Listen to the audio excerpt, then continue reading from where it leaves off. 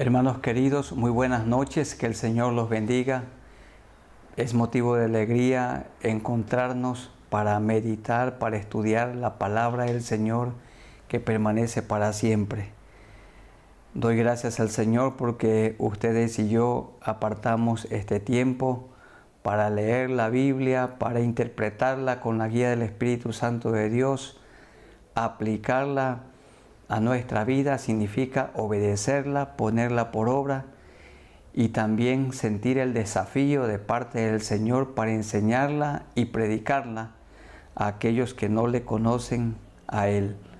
También agradecemos al Señor por los que están sintonizando Radio Atalaya para escuchar, para participar del estudio de la palabra de Dios. Quiero rogarles que inclinemos nuestros rostros un momento y oremos al Señor.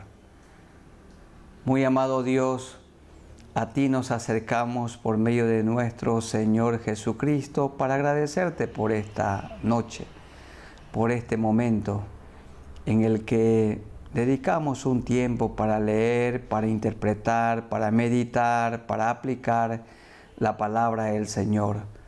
Y en estos días estamos estudiando el Evangelio según San Lucas.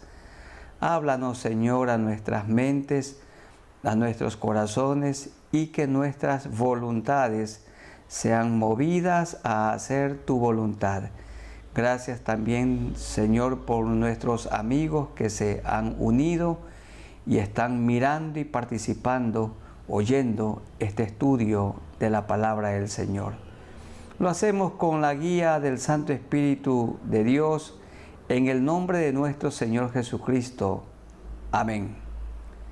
Les invito para que abramos nuestras Biblias en el Evangelio según San Lucas, el capítulo 10. Y vamos a leer los versículos 1 hasta el 42, pero vamos a meditar en 6 partes, 6 temas en esta ocasión. Primero, lo que tiene que ver con la misión que el Señor le encargó, aparte de los 12, a 70 hombres, la misión de predicar el Evangelio.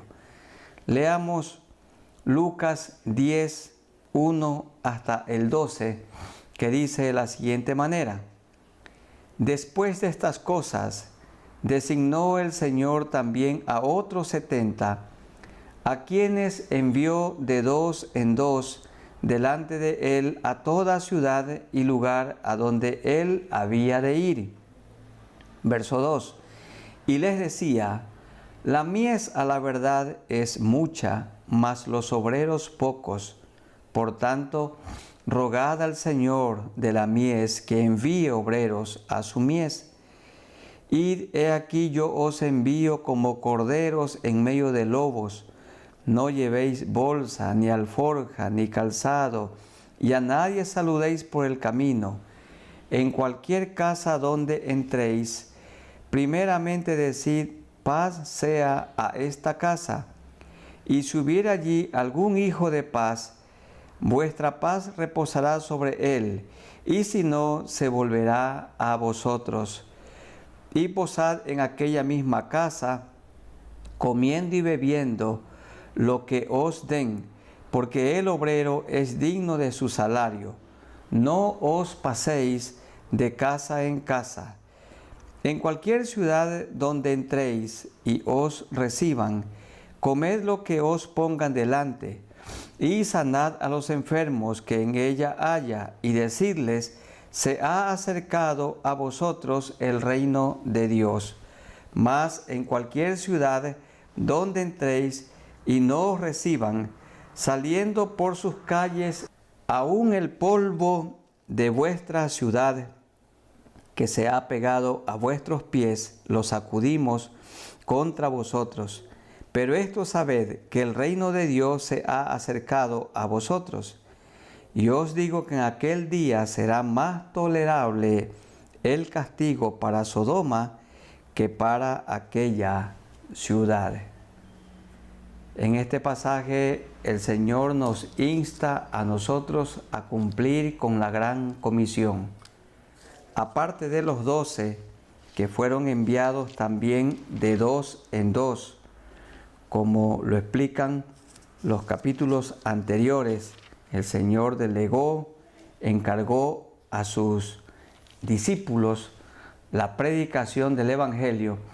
Aquí vemos al Señor seleccionando, apartando a otros 70 hombres sencillos y enviándolos de 2 en 2. Como decía la ley escrita por Moisés, que todo testigo, para atestiguar algo, siempre se necesitaban de 2 o 3 testigos.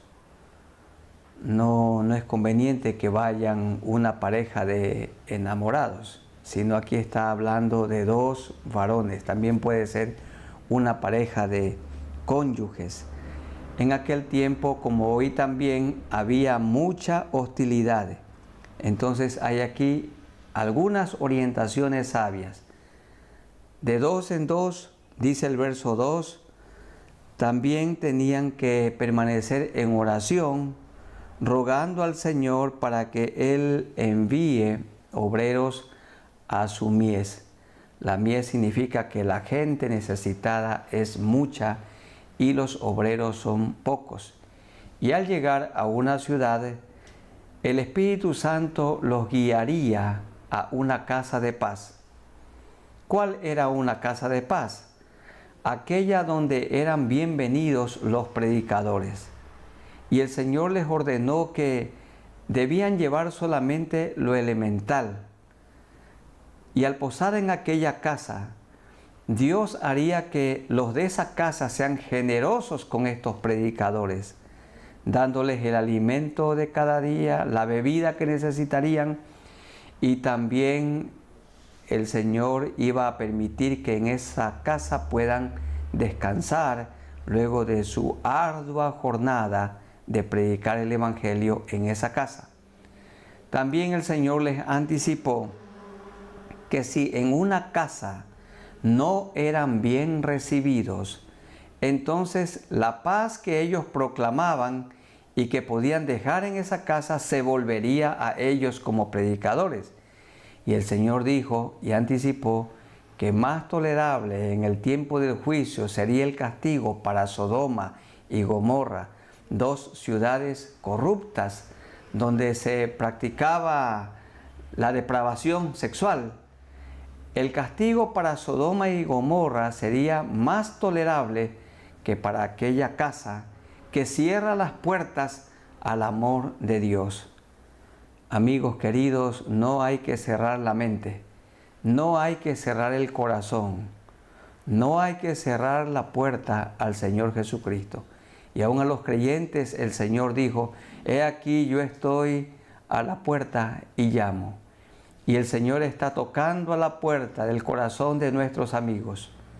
Amigos queridos, el corazón humano no tiene cerradura, ni picaportes, ni candados por fuera. El corazón humano tiene cerradura por dentro. Cada persona decide impedir el ingreso de Cristo, o cada persona decide quitar la cerradura, el cerrojo, y permitir que Cristo ingrese. De 2 en 2 fueron enviados a predicar el Evangelio del Reino. Y hoy la iglesia debe de imitar esto, salir de 2 en 2, casa por casa. Qué buen trabajo es aquel de las células familiares o de los grupos familiares o células evangelísticas. Algunos también le llaman las barcas o las casas de paz, como se habla aquí. Pero el Evangelio tiene que ser predicado. Y más en estos días de confinamiento, en estos días de pandemia, la gente está en las casas y allí tenemos que llegar con el Evangelio de la paz. Pero amada iglesia, ¿cómo van a oír sin haber quien les predique? El Señor nos insta en este pasaje para que nosotros prediquemos el Evangelio. Él quiere que hablemos de su nombre, de su salvación a toda criatura. Primera enseñanza. En segundo lugar, en los versículos 13 al 16 tenemos ayes o lamentos sobre las ciudades impenitentes. Ay de ti, Corazín, ay de ti, Betsaida. Estoy leyendo el verso 13. Que si en Tiro y en Sidón se hubieran hecho los milagros que se han hecho en vosotros, tiempo ha que sentadas en cilicio y ceniza se habrían arrepentido. Por tanto, en el juicio será más tolerable el castigo para Tiro y Sidón que para vosotras.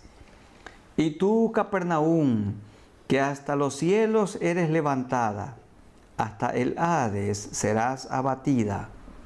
El que a vosotros oye, a mí me oye, y el que a vosotros desecha, a mí me desecha, y el que me desecha a mí, desecha o aborrece al que me envió.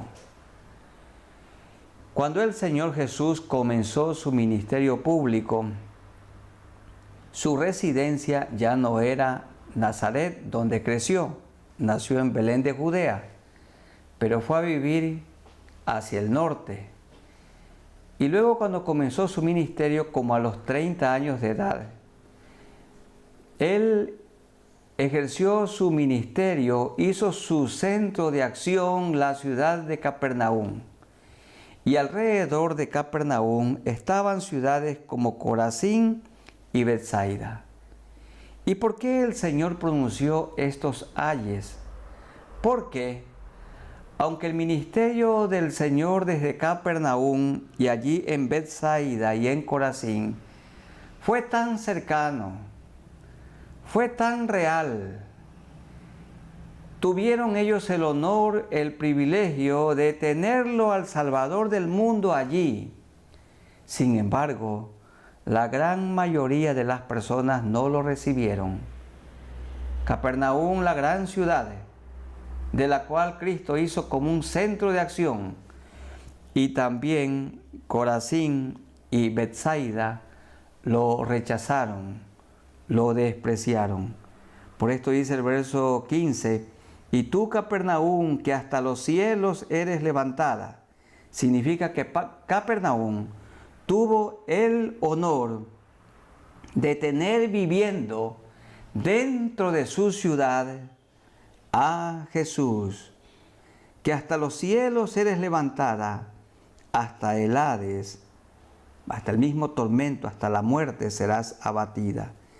El que a vosotros oye, a mí me oye, el que a vosotros desecha, a mí me desecha, y el que me desecha a mí, desecha al que me envió. Esto es al Padre Dios.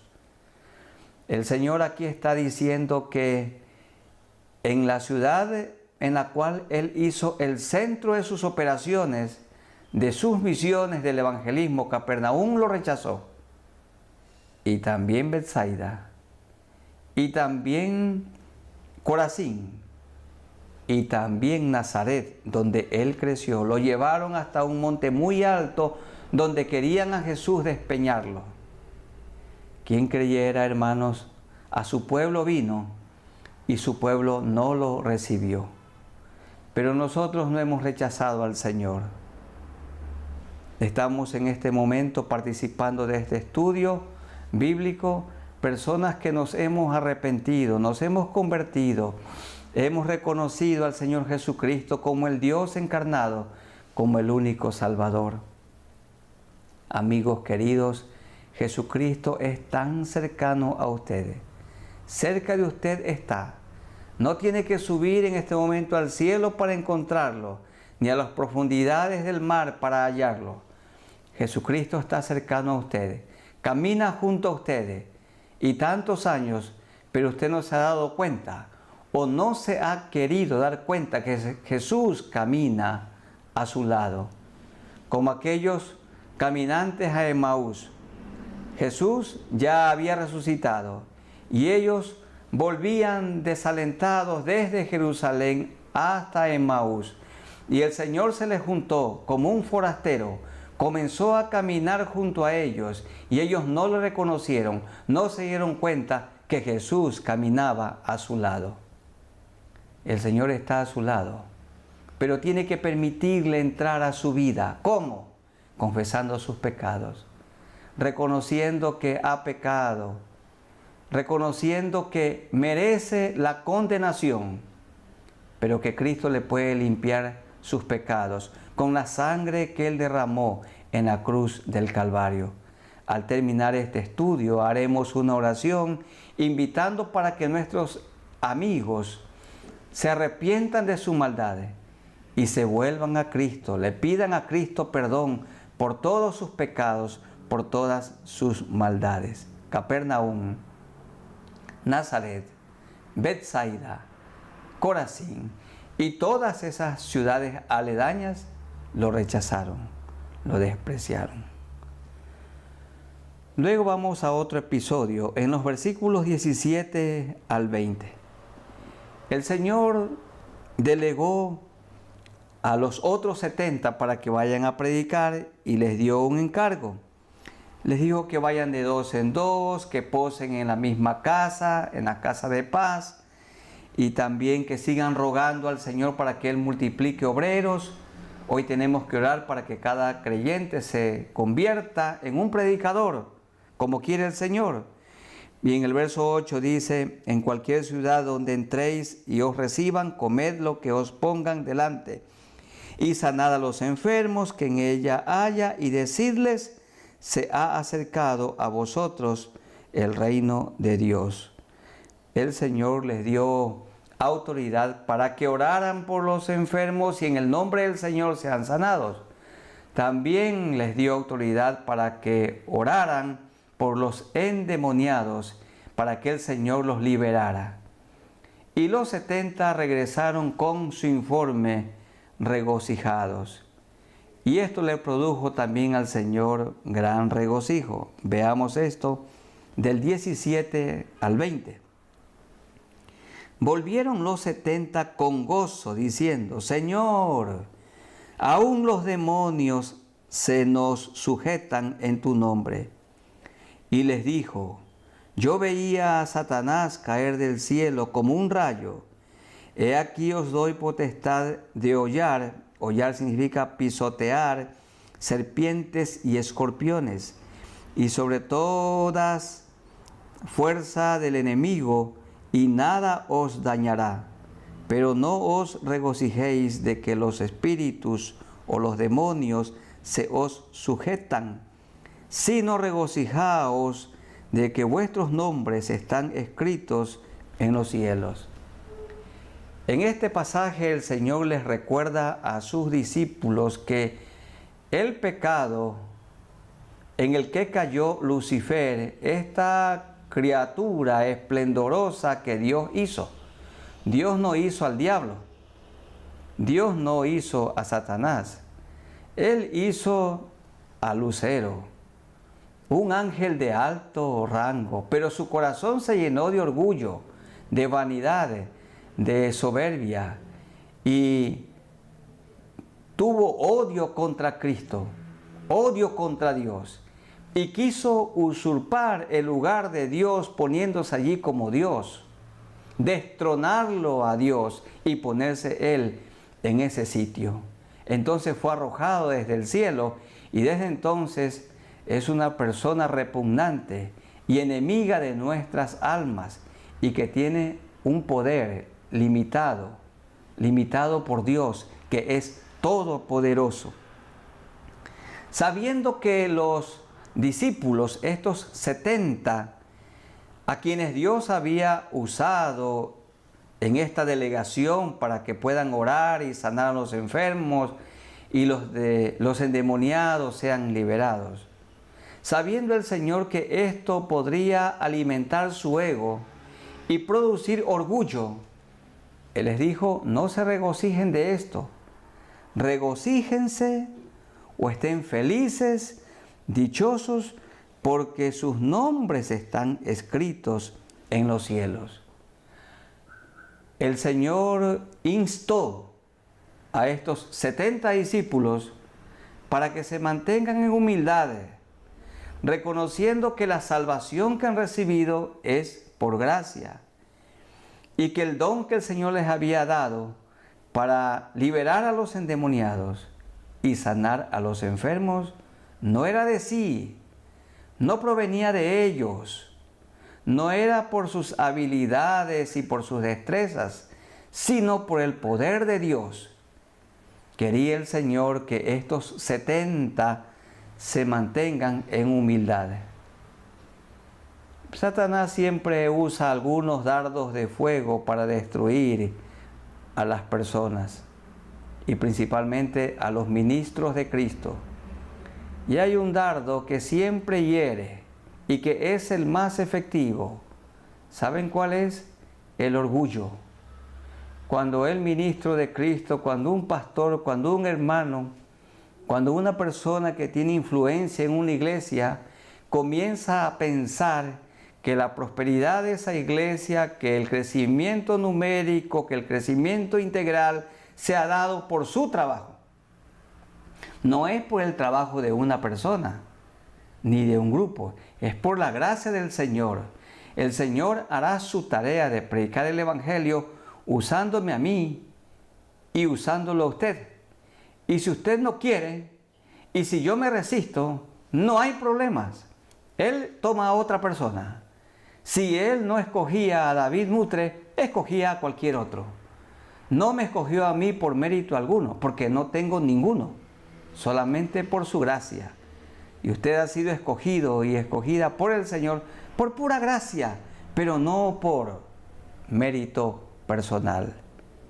Y el Señor les exhortó para que se regocijaran porque sus nombres están inscritos en el libro de la vida. Y esos nombres están inscritos con tinta de sangre, la sangre que Jesucristo derramó en la cruz del Calvario. Viendo el Señor a estos 70 que le seguían y le servían, le produjo al Señor regocijo, contentamiento, gozo. Y este regocijo, este gozo, porque sus humildes seguidores habían cumplido con la misión que les encargó, esto le produjo al Señor contentamiento.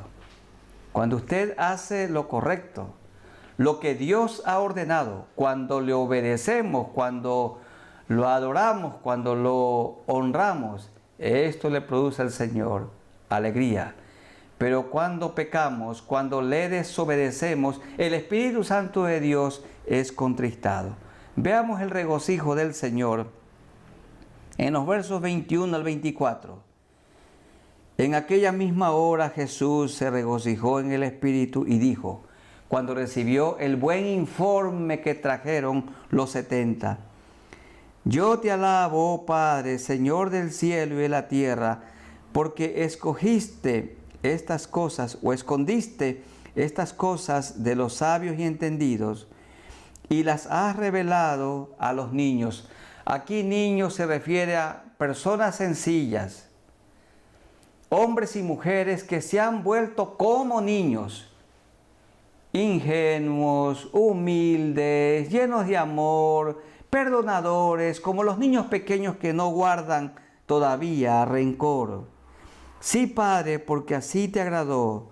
Todas las cosas me fueron entregadas por mi Padre, y nadie conoce quién es el Hijo sino el Padre, ni quién es el Padre sino el Hijo, y aquel a quien el Hijo lo quiere revelar. Y volviéndose a los discípulos, les dijo aparte, bienaventurados los ojos que ven lo que vosotros veis, porque os digo que muchos profetas y reyes desearon ver lo que vosotros veis y no lo vieron, y oír lo que oís y no lo oyeron. Por ejemplo, Moisés, que habló del Señor Jesucristo, no lo vio, David, que habló tanto sobre Cristo, no lo vio, tampoco lo vio Daniel, pero nosotros tenemos el privilegio de verlo ahora, de conocerlo de una manera personal, de una manera real. Cuando Moisés vivió, cuando David vivió, cuando Daniel vivió, Cristo no vino todavía, pero Él vino ya hace 2000 años y hoy está con nosotros en la persona del Espíritu Santo de Dios. Y aquí el Señor lo vemos contento, dichoso, feliz, porque sus discípulos obedecieron, hicieron su voluntad. Hijos, cuando los padres se sienten contentos, no hay dicha más grande para un padre, para una madre, cuando sus hijos son obedientes.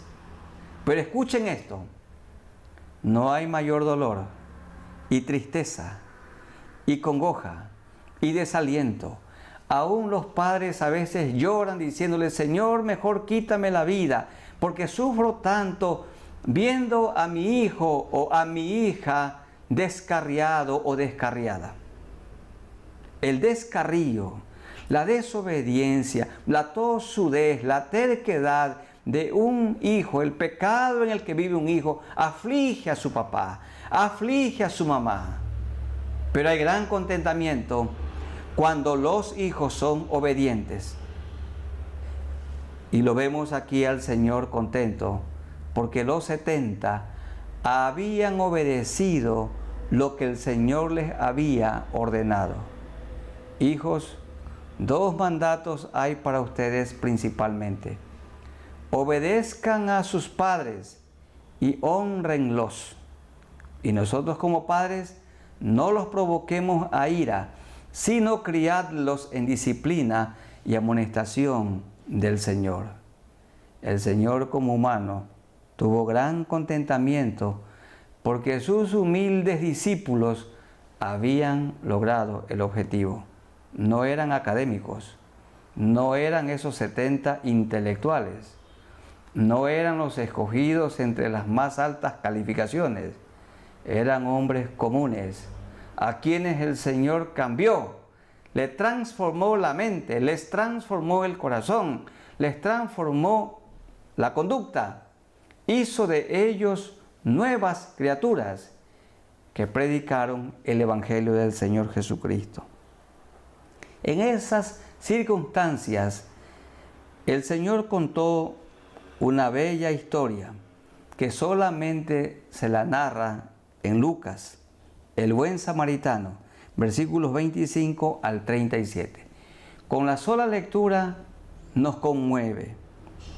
Y aquí un intérprete de la ley se levantó y dijo, para probarle, siempre tendiéndole una trampa. Pero Jesucristo es Dios. Nadie le puede poner a Él una trampa, porque Él conoce todo lo que pensamos, aún las intenciones de nuestros corazones. Maestro, ¿haciendo qué cosa heredaré la vida eterna?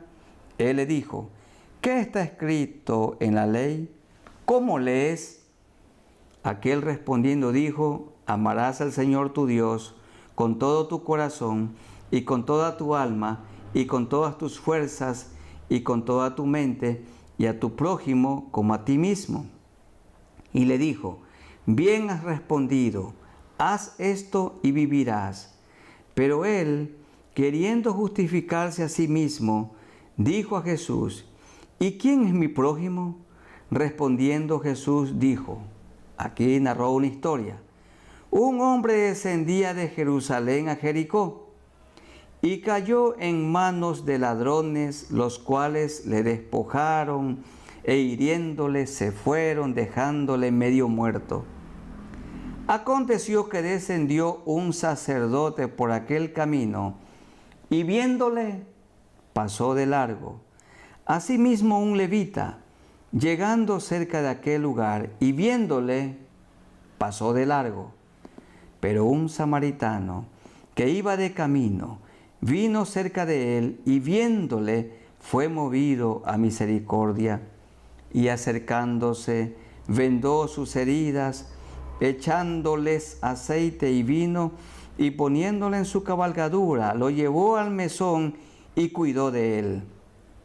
Otro día, al partir, sacó 2 denarios y los dio al mesonero y le dijo: cuídamele o cuídamelo, y todo lo que me gastes de más, yo te lo pagaré cuando regrese. ¿Quién pues de estos 3 te parece que fue el prójimo del que cayó en manos de los ladrones?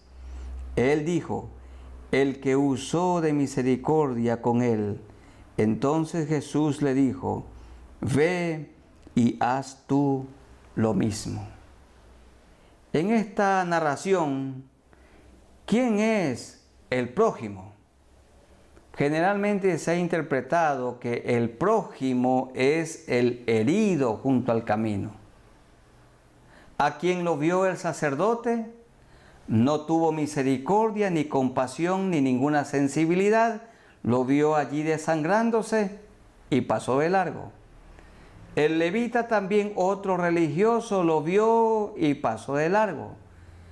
Pero el samaritano, que era una persona despreciada de su tiempo, ¿por qué los judíos no querían a los samaritanos? Porque los consideraban mezclados. Los de Jerusalén se consideraban judíos puros, no así los de Samaria. Por esta razón eran despreciados.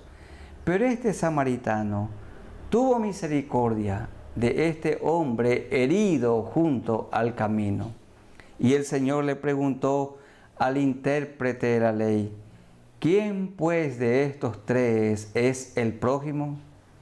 El prójimo, dice el versículo 37, él dijo: el que usó de misericordia con él, o el que hizo misericordia. El prójimo es el buen samaritano, el hombre sensible, el hombre que se identificó con el dolor del herido, que tuvo compasión, misericordia, le lavó las heridas, lo limpió, lo vendó, lo puso en su cabalgadura, lo llevó hasta el mesón, hasta un lugar de asistencia médica, y estuvo allí con él viendo su mejoría, y luego lo encargó y dijo: cuídamele, y cuando regrese pago la cuenta que haya que pagar. El Señor quiere que nosotros seamos así, misericordiosos. El Señor mismo ha sido como el buen samaritano. Ustedes y yo, heridos, desangrándonos en el pecado junto al camino de este mundo. Y el Señor nos miró y tuvo misericordia de nosotros. Vendó nuestras heridas, limpió nuestros pecados y ha hecho de nosotros una nueva persona. A las mujeres una nueva mujer, a nosotros los hombres un nuevo hombre, una nueva criatura. El buen samaritano es el que hizo uso, el que actuó con misericordia. Y nosotros tenemos que ser misericordiosos con otros. Hay un coro antiguo que se cantaba y dice en una de sus partes: si sientes compasión por tus amigos, si sientes misericordia por tus amigos, entonces háblales del Señor. Si tenemos la misericordia de Cristo, debemos tener entonces misericordia y compasión por los heridos junto al camino. La gente de este mundo sin Cristo es gente herida. Ha sido mordida por el pecado. Ha sido mordida por la serpiente antigua que es Satanás. Y Satanás les ha inyectado el veneno mortal y el suero antiofídico, el suero que puede limpiar ese veneno en la vida de las personas. Es la sangre del Señor Jesucristo, la que limpia de todo pecado y de toda maldad. Queridos hermanos en la fe, usted y yo demostramos que tenemos a Cristo en nuestras vidas actuando con misericordia. Debemos tener misericordia de los enfermos, de los endemoniados, de la gente pobre que no tiene nada, pero debemos tener misericordia de manera especial de toda persona perdida que si no se arrepiente irán al lugar de tormento eterno. Y el Señor no quiere que ninguno se pierda, sino que todos procedan al arrepentimiento. Cada día nos encontramos con heridos por el pecado y tenemos que socorrerlos. No tenemos que pasar de largo en esta vida. Tenemos que detenernos y hablar y mostrarles el amor de Dios para que sus pecados sean perdonados. Y en último lugar, un último episodio. En el capítulo 10, los versículos 38 hasta el 42. Es hermoso. Jesús tenía un lugar de descanso. Él tenía empatía con una familia, así como los pastores. Hay ciertas casas donde quisiéramos frecuentemente estar. Son familias tan llenas de amor, tan hospitalarias, y uno puede sentir el amor genuino de esa familia. Y el Señor tenía una casa donde solía ir, y en su última semana, la de la Pasión, allí Él pasó un día descansando. Era la casa que estaba en Betania, como a 2 kilómetros de Jerusalén. Allí vivían Lázaro, el que murió, y Jesucristo lo resucitó, Marta y su hermana María. ¿Qué sucedió? Versos 38 al 42. Aconteció que yendo de camino, entró en una aldea y una mujer llamada Marta le recibió en su casa. Esta tenía una hermana que se llamaba María, la cual sentándose a los pies de Jesús, oía su palabra. Pero Marta se preocupaba con muchos quehaceres, muchos afanes, y acercándose dijo: Señor, ¿no te da cuidado que mi hermana me deje servir sola? Dile pues que me ayude. Respondiendo Jesús le dijo: Marta, Marta, afanada y turbada estás con muchas cosas, pero solo una cosa es necesaria, y María ha escogido la buena parte, la cual no le será quitada. Marta representa a un grupo de creyentes, creo yo, la mayoría, y María a otro grupo de creyentes. ¿Quiénes son los representados por Marta? Los que cada día estamos con tantos afanes, con tantas responsabilidades, con tanta actividad. Y entonces no hay descanso y no hay un tiempo oportuno para sentarse, leer la Biblia, meditar en ella. No hay tampoco tiempo para orar, para adorar a Dios. Y podemos estar haciendo cosas para Dios, sin Dios, porque son ya responsabilidades ministeriales y las podemos hacer como mecánicamente.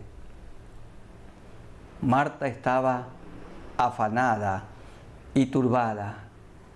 Ella había interpretado de una manera diferente el texto: buscad primeramente el reino de Dios y su justicia, y las demás cosas vendrán como añadidura. Marta se había dedicado a las añadiduras y había dejado a un segundo plano el reino de Dios, adorarlo, alabarlo, servirlo. María y sus representados, en cambio, hizo lo correcto y el Señor la alabó.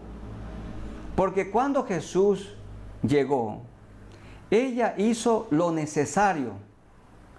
María hizo lo importante. María hizo lo trascendente. ¿Y qué es lo necesario? Lo más necesario, como respirar. Si no respiramos oxígeno, nos morimos. Estar a los pies del Señor para oír su palabra. Dice aquí, en el verso 39, la última parte, María, la cual sentándose a los pies de Jesús, oía su palabra. Oía la palabra. Marta, en cambio, afanada en la cocina y en tantas cosas. Pero María hizo lo necesario, lo importante. Ella buscó primero el reino de Dios y su justicia, sabiendo que las demás cosas vendrán como añadidura. Y el Señor la alabó en el verso 42. Pero solo una cosa es necesaria, y María ha escogido la buena parte. Ella ha hecho lo correcto, lo que yo he ordenado, la cual no le será quitada. ¿Y cuál es la buena parte? Lo necesario, estar a los pies del Señor. Aquí podemos decir lo siguiente, hermanos queridos.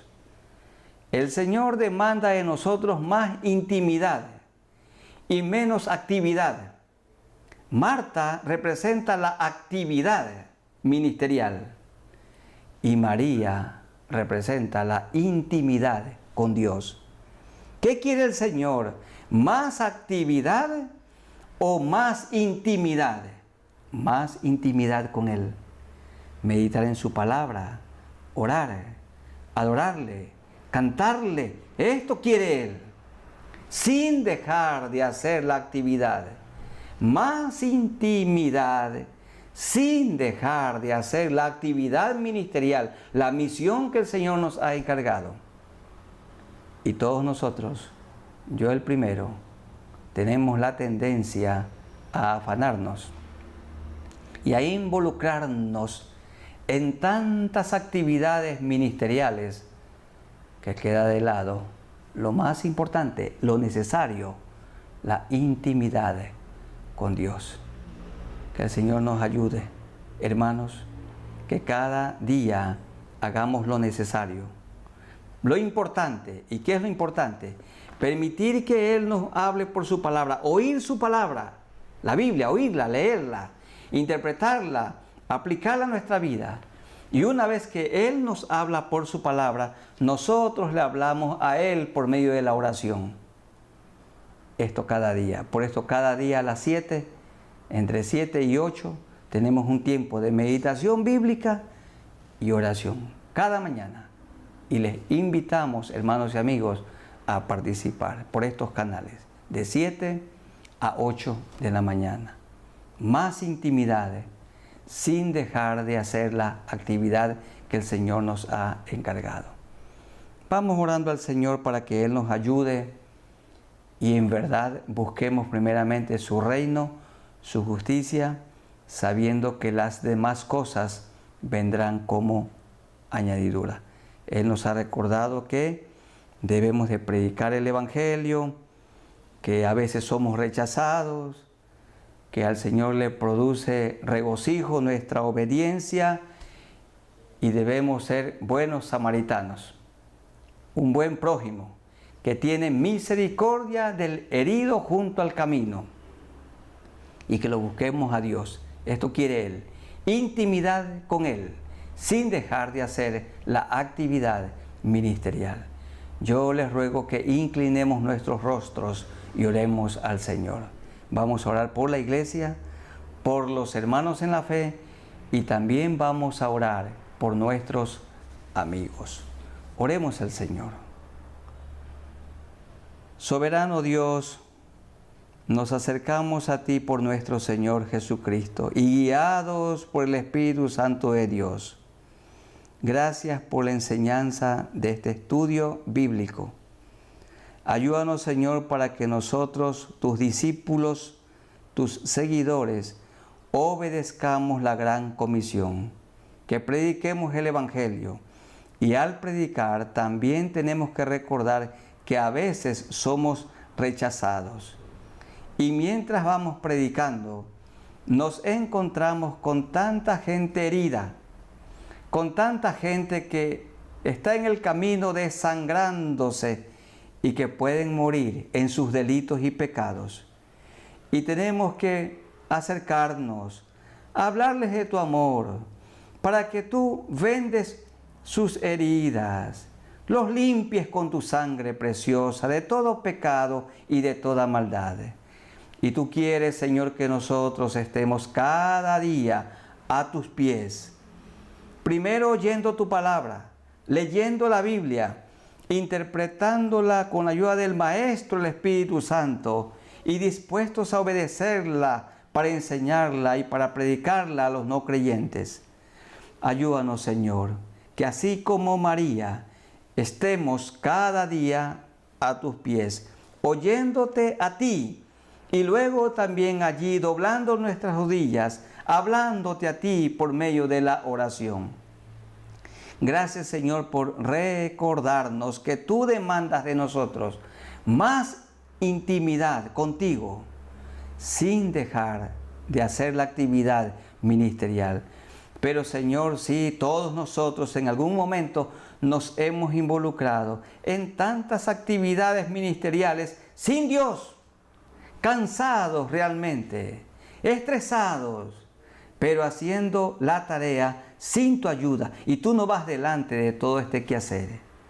Pero ayúdanos, Señor, porque tú eres el dueño de la obra, de la iglesia, y tú eres quien convences de pecado, de justicia y de juicio. Tú eres el Salvador, y nosotros somos colaboradores que ayudamos a cuidar tu rebaño. Pero tú eres el dueño, Señor, del rebaño. Gracias, Señor, por recordarnos esto. Más intimidad, sin dejar de hacer la actividad ministerial.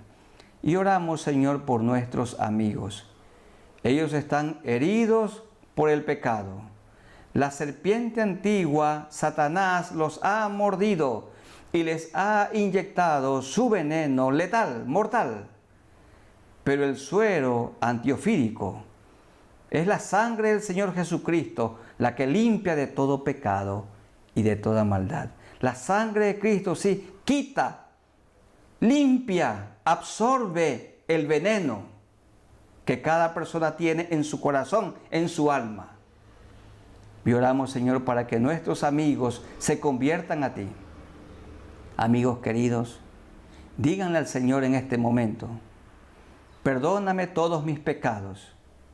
Yo me arrepiento de todo lo malo que he hecho. Me convierto a ti. Lávame con tu sangre preciosa y dame tu Santo Espíritu. Ayúdame, Señor, para que desde hoy yo sea una nueva criatura, una nueva persona. Gracias porque me has perdonado y me has limpiado con tu sangre. Limpia mi alma de toda maldad.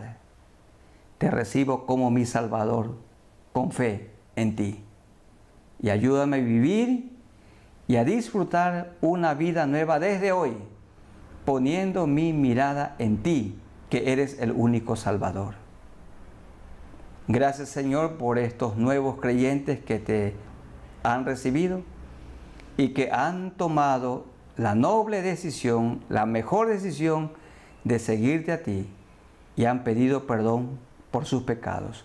Que tú los ayudes a vivir una vida victoriosa y que no dejen de congregarse, Señor, en una iglesia, en una congregación donde aprendan la palabra de Dios y la vida de Cristo y a imitar al Señor Jesucristo. Gracias por este estudio, en el nombre del Padre, y del Hijo, y del Santo Espíritu de Dios. Amén.